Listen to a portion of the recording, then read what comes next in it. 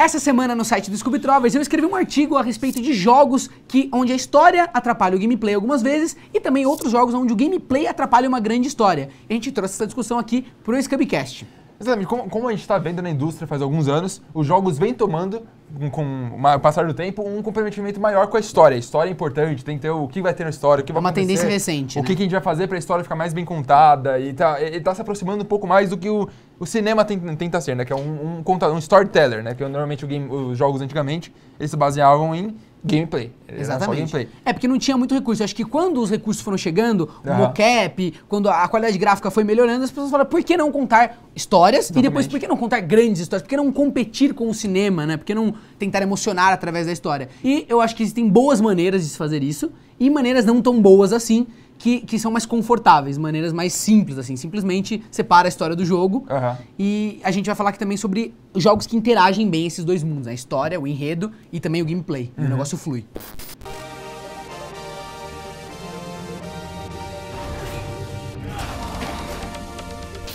Bem, começando o assunto, eu queria falar com você de jogos que focam na história e que tem um gameplay que o gameplay às vezes te atrapalha até de consumir esse tipo de conteúdo via o jogo. Eu acho que assim, jogos que têm histórias complexas, que se propõem a contar grandes histórias, acabam patinando de vez em quando, porque é investido muito dinheiro em cutscene, é investido um grande dinheiro em roteiro. Sim. Há muitas vezes, por um jogo também ter a obrigação de ter a parte jogável, a história acaba ficando rasa. Então, assim, o conceito da história é legal. Infamous é um exemplo que até é melhor que outros jogos, mas é um bom exemplo. O jogo, ele tem uma história bacana, se você fosse ver. Bacana. É simples, mas é uma história bacana. Sim. Só que como você é obrigado a jogar, muitas explicações são jogadas em diálogos bobos, assim. Então você tá num lugar, a mulher chega e fala assim, então aconteceu tal coisa e foda-se. Não existe uma explicação grande a respeito disso. Então fica uma história rasa. Eu acho que hoje em dia um grande problema que existe é que fazer a história de jogos onde é tudo baseado em mocap, é tipo uma atuação real, é tudo capturado em tempo real. Todas essas produções pra contar a história de cutscene, que se você pegar todas as cutscenes de um jogo, tipo Infamous, ele é muito curto. Se você deixar a história ela é rasa, ela é acontece pouco, porque a história é contada de uma forma muito breve. Esse é um problema. Que nem eu tava jogando Infamous e quando eu tava jogando eu queria saber o que aconteceu, eu queria outras cutscenes pra me introduzir novos conceitos e tal, e eu acabei chegando no final e acabou o jogo. Falei, poxa, não teve tipo... Ficou carente daqui. Exatamente, porque o jogo tende a contar uma história simples, porque eu imagino que seja o custo e tal, e toda a dificuldade que tem que fazer aquilo, e focar no gameplay de você ficar explorando o local. Mas às vezes eu até prefiro jogos que não se propõem a contar grandes histórias, e pelo menos a coisa ali flui, do que jogos muito bons. Eu vou citar jogos muito bons que eu citei no artigo também. O Metal Gear Solid 4, na geração passada, foi um jogo muito bom, não tenho o que falar, né? É um jogo aclamado. Mas o jeito que é montado o jogo, pra mim, não funciona tanto como o jogo. O jogo tinha cutscene sem intervalo de 90 minutos. Isso é real? É real. 90 minutos seguidos de cutscene. É um pouco demais. Então, assim, isso já se torna um episódio de uma série, você entendeu? Sim. Então, assim, eu acho que jogos que conseguem casar essa mecânica de uma maneira mais funcional, onde você consome a história enquanto você tá jogando, sem muita interrupção, são jogos que são mais bem sucedidos pra contar histórias, muito mais do que um jogo que investe muito dinheiro em cutscenes, em mocaps fodas e te interrompe pra te apresentar uma animação que tá sendo renderizada no teu console. Pra mim isso não é uma grande experiência de game. Dá um exemplo de jogo que você acha que faz isso bem. Exemplos de jogos que unem, que casam que funciona bem. Olha, um exemplo muito bom é o Max Payne. Max Payne é um jogo que eu acho que fez isso muito bem. Apesar de muita gente achar que não, eu acho que o jeito que a cutscene transiciona entre O que eu acho que acontece no Max Payne, né? Entra uma cutscene explicando uma situação como se o protagonista estivesse contando uma história. Então ele fala, eu tava lá em tal lugar e aconteceu tal coisa e de repente eu estava naquela situação complicada. E ele te entrega exatamente naquele momento. Então assim, você tá vindo na tensão da história e ele te joga na situação. Então você se sente totalmente participante do que tá acontecendo. Concordo. Entendeu? E uma coisa que não torna o gameplay chato no Max Payne é porque ele não repete. Tipo, a história linear, ela continua. Sim. Ele vai levando. Sim. Então, ele nunca vai te ver mandar, tipo, ah, meu Deus, foi num prédio, agora sobe no segundo andar, mata todo mundo. Sobe no terceiro andar. Não tem isso. Você matou o primeiro andar, ele pulou fora da janela e já era, acabou aquela cena. Ele fica enrolando tanto também, exatamente, né? Isso é um ponto, eu acho que o problema é isso, que a gente repete tanto hoje em dia, realmente eu imagino que seja o custo elevado de fazer uma coisa realmente boa, né? Não, a gente vai falar disso, mas só citando o Max Payne, um outro exemplo bom, quando você então eles pegam e diluem a história. Então, por exemplo, você tá num estacionamento, fez alguma coisa lá, quando terminam os inimigos, você ouve a narração te contando mais coisas enquanto você tá andando num espaço vazio. Então você tá chegando até o outro cenário e você tá tendo a história ali apresentada pra você. Lembrando que isso é um meio, isso é uma vertente só. Sim. Você pode ter um jogo que não tem nenhum tipo de cutscene, tipo Half-Life, onde basicamente é você andando pro cenário e vendo as coisas interagindo, que é outro meio de contar a história, né? Vai de você escolher se é o melhor ou não. Sim. E tem jogos também que ignoram completamente de história, tem jogos que são totalmente baseados na história, como por exemplo o Heavy Rain, que é só interação, só você não... É puro desenvolvimento de personagem, digamos assim, você sempre Que é uma proposta, né? É um meio. Eu achei, digo assim, corajoso lançar um jogo assim.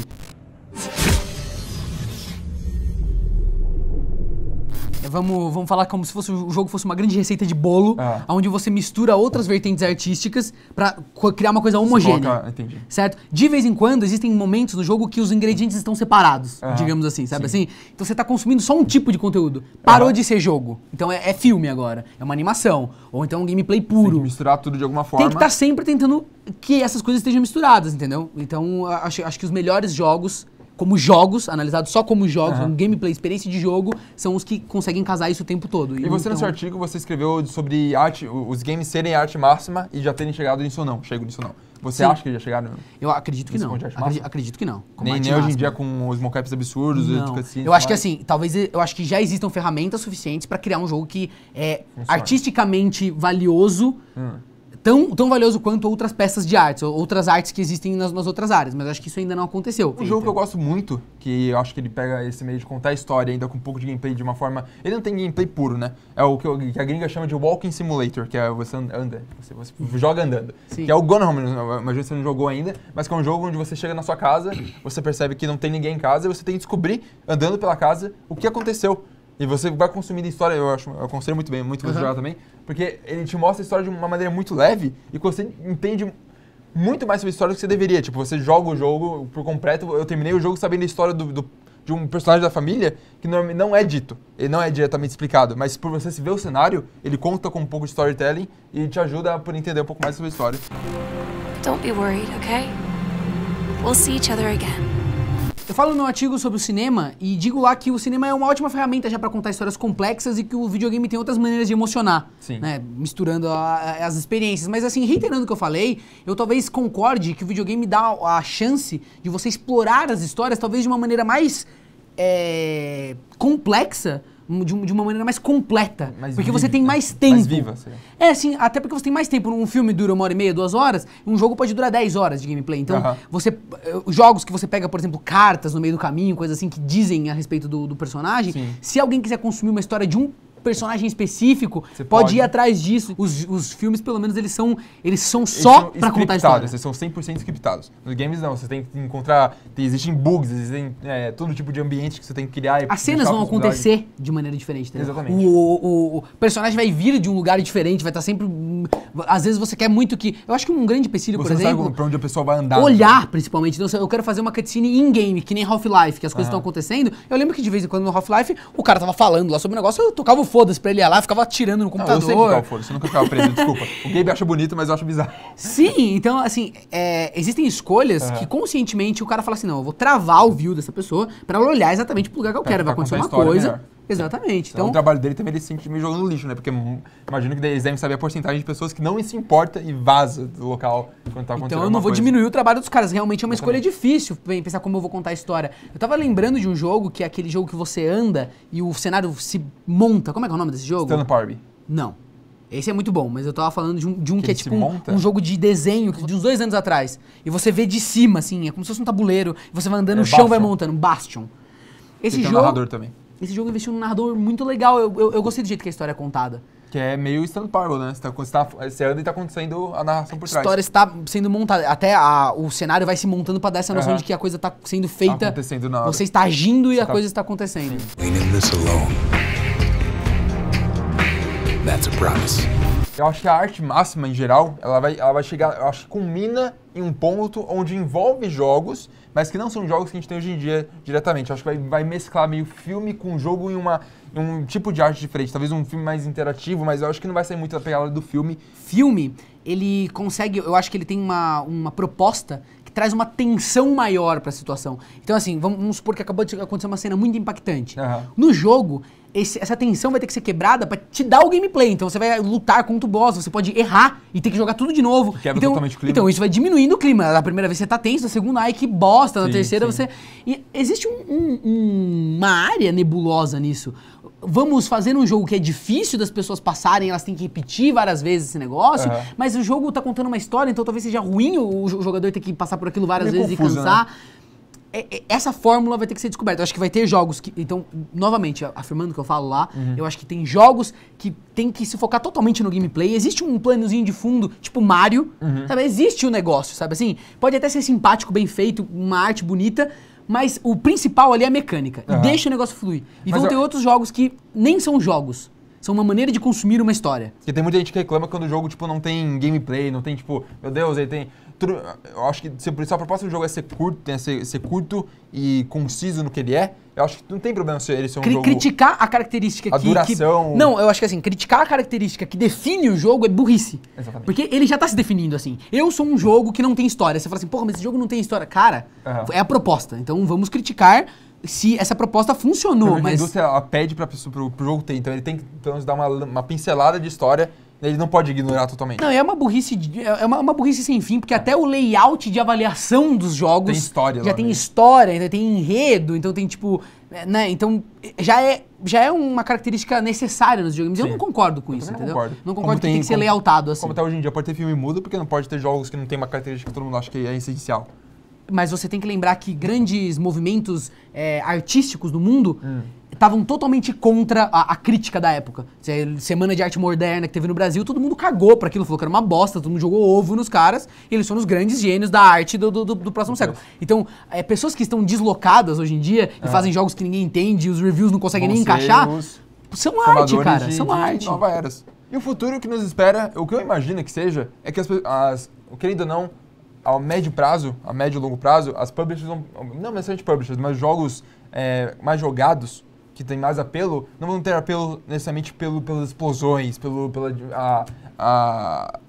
exibicionismo da parada. Eu tenho uma palavra específica que eu não tô lembrando no momento, mas pelo ato de você chamar a atenção da pessoa, que nem Transformers faz, sabe? Que tem um monte de explosão, robô gigante e tudo mais. Eu acho que isso vai ter obviamente, não vai parar nunca, porque as pessoas gostam disso, mas eu acho que vai começar a virar jogos vão ser mais experiências do que necessariamente tá lá atirando em um monte de pessoas. Eu acho que uma grande barreira que vai ser vencida é quando os gráficos e o mocap e todas essas coisas forem tão bom que isso não vai ser mais diferencial. Eu espero muito que isso chegue logo, porque aí os jogos não vão mais chamar a atenção por causa disso.